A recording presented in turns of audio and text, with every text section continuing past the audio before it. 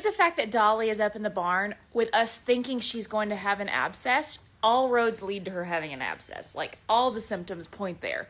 But a lot of you asked, how could finding like a rock in her sole lead to an abscess? How does one link to the other? So a few days ago, she was limping. We brought her in, we picked her feet out, and there was a rock. Actually, she had rocks in both of her feet. One was worse than the other.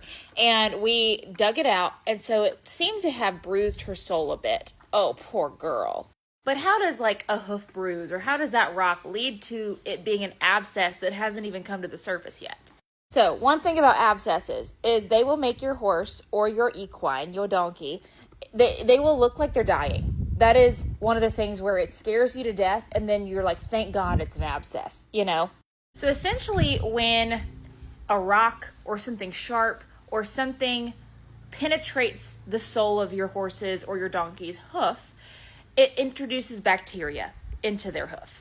Now, I'm not going to be able to explain this perfectly. I'm not a vet. I'm not an expert. But essentially, the bacteria in there, her body's going to start fighting against it. And her body fighting against it is going to create like a pus pocket and a lot of pressure. And then her body's going to try to push that out. And so it'll be really painful when it's up in her foot. And then as it gets pushed out, it's really common like through the toe of their foot, but it can happen anywhere. It can come out of anywhere of their foot.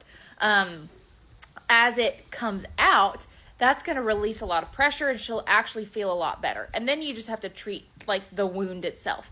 But that's why we try to draw it out and like shorten the process, because they're not going to want to put a whole lot of pressure on their foot because it hurts. So they're not going to really push that abscess out when you just let it be. So when you use something for packing, so like she has a little packing in her foot, we've soaked it with Epsom salt. You know, you soften that foot and you try to draw it out. That's essentially what it is.